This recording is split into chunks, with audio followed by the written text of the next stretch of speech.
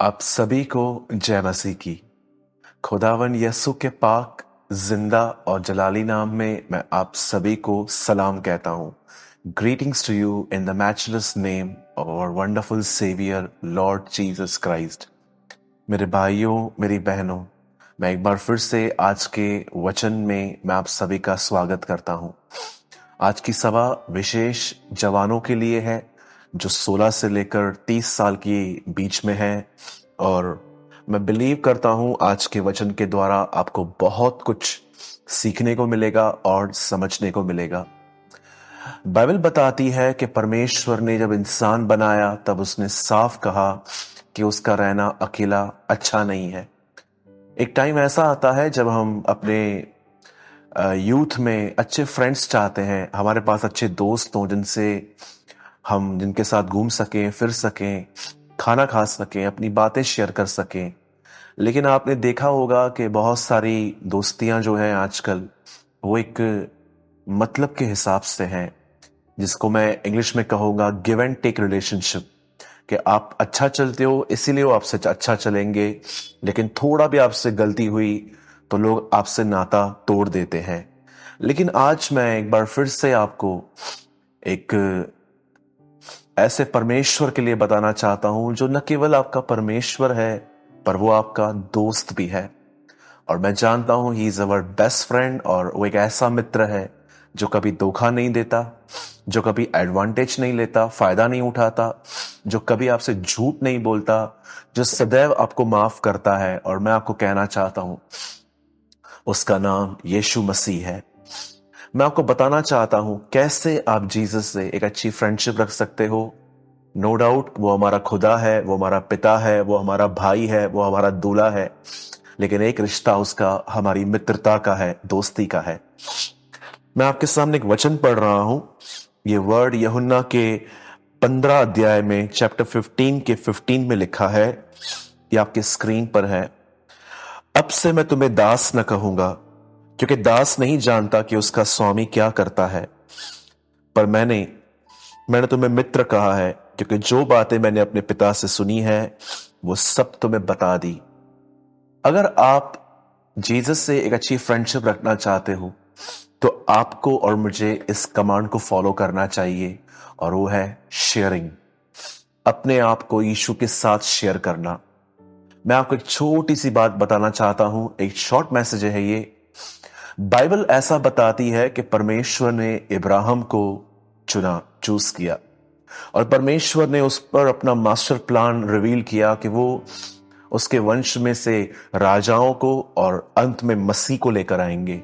और बाइबल बताती है कि जब इब्राहिम ने परमेश्वर की बातों को सुना और उन प्रतिज्ञाओं को परमेश्वर ने जब पूरा किया, और बाइबल ऐसा बताती है कि एक दिन परमेश्वर इब्राहिम के विषय में ऐसा कहता है कि क्या मैं इब्राहिम से कोई बात छुपा कर रखूं?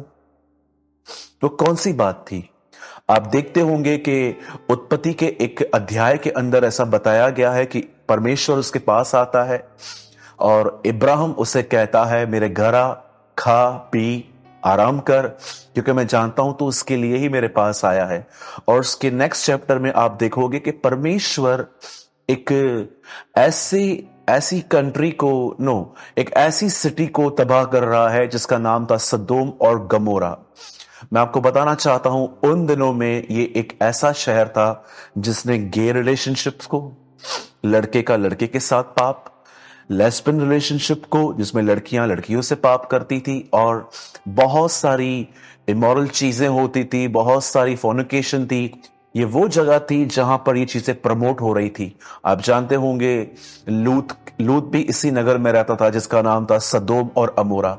जब परमेश्वर ने उनके ये सारे काम देखे तब प्रभु को पता था कि ये एक गैंग्रीन की तरह काम कर रहा है, अगर हिस्से को नहीं काटा गया तो ये पूरा फैल जाएगा। और प्रभु ने ठाना कि वो इस नगर को नाश कर देगा। लेकिन परमेश्वर जानता था वहां पर लूत रहता है, और प्रभु उस नगर को नाश करने से पहले इब्राहिम को सारी जानकारी देता है। उसके बाद परमेश्वर से बात करना चालू करता है, अगर वहां 50 धर्मी हुए, 40 धर्मी हुए, 30 धर्मी हुए, तो क्या तू उनको क्षमा कर देगा? क्या तू उन्हें माफ करेगा? आप जानते हैं, बाइबल ऐसा बताती है, उस नगर को नाश करने से पहले परमेश्वर ऐसा कहते हैं, क्या मैं कोई बात इब्राहिम से छुपाऊं? आखिर ऐसा क्या था इब्राहिम के जीवन में कि परमेश्वर ने कहा, मैं इससे कोई भी बात नहीं छुपाऊंगा? जानते हैं क्या चीज थी? क्योंकि इब्राहिम भी कोई बात परमेश्वर से नहीं छुपाता था। परमेश्वर अपनी चीजें उन्हीं के साथ शेयर करता है जो अपनी चीजें परमेश्वर के साथ शेयर करते हैं।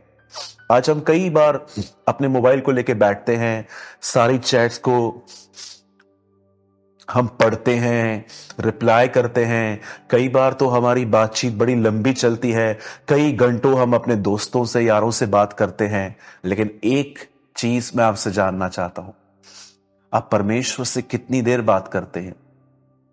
क्या आप परमेश्वर के सामने यह कह सकते हैं, ऐसी कोई बात नहीं है जो आपको नहीं पता, जो मैंने आपसे शेयर नहीं की हो? याद रखिए, यहां पर प्रभु यीशु कहते हैं, यहां लिखा गया है, मैंने तुम्हें मित्र कहा है क्योंकि मैंने तुम्हें अपनी सारी बातें बताई है। मेरे भाइयों, मेरी बहनों, याद रखिए, वचन में लिखा है, मूसा परमेश्वर से बात करने के कारण उसके मुंह से ऐसी किरणें निकलती थी जो इजरायली जिसे फेस नहीं कर पाते थे। आप जानते हो, बाइबल साफ कहती है कि ये किरणें, एक दिन मूसा ऊपर गया और उसके परमेश्वर के साथ संगति और बातें करने के कारण उसका फेस चमक रहा था। और लिखा है, जब वो नीचे आया तो लोग उसको देख नहीं पा रहे थे। ये इसीलिए हुआ क्योंकि उसने परमेश्वर से बातें की थी। याद रखिए, जितना आप परमेश्वर से शेयर करेंगे, उतना ही उसका तेज आपके जीवन पर आएगा, आपके स्वभाव में आएगा, आपके चरित्र में आएगा। आज मैं आपसे पूछना चाहता हूं, जितने भी लोग हैं यहां पर, जितने भी जवान मुझे देख रहे हैं, क्या आप प्रभु यीशु से अपनी सारी बातें शेयर करते हैं?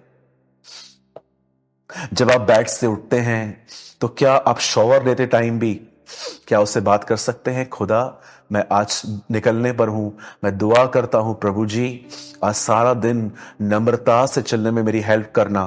क्या जब आप ब्रेकफास्ट करते हैं तो क्या आप दुआ करके ये कहते हैं, प्रभु आइए मेरे पास 2 टोस्ट हैं, एक आप लीजिए? क्या आप एक ऐसे व्यक्ति हैं, जब आप अपने काम पे जाते हैं, अपने लैपटॉप पे बैठते हैं, तो क्या आप जब स्क्रीन को ओपन करते तो क्या आप प्रभु को कहते हैं, खुदा आज के काम को ब्लेस करना, मुझसे कोई मिस्टेक ना हो इसलिए मुझे विजडम देना? क्या आप एक ऐसे व्यक्ति हैं, जब आप ट्रेन को कैच करते हैं तो आप खुदा से कहते हैं, खुदा मैं विनती करता हूं मुझे अंदर बैठने की जगह देना?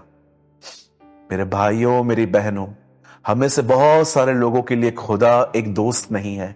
हम मॉर्निंग में निकलते हैं, 5 मिनट की छोटी प्रेयर करते हैं, एक कलाम पढ़ लेते हैं और सारा दिन कई बार हम उससे बातचीत तक नहीं करते।